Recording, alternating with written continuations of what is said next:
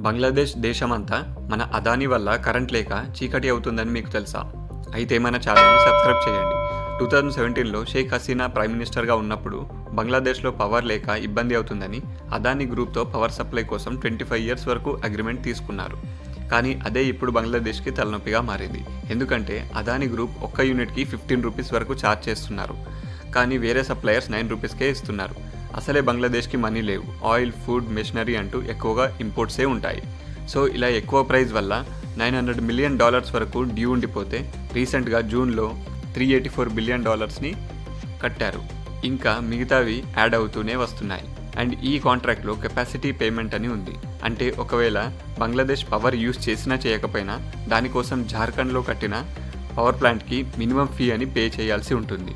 So ఇలా payment dues and penalties వల్ల బంగ్లాదేశ్ కట్టకపోయేసరికి అదానీ గ్రూప్ పవర్ కట్స్ చేస్తున్నారు.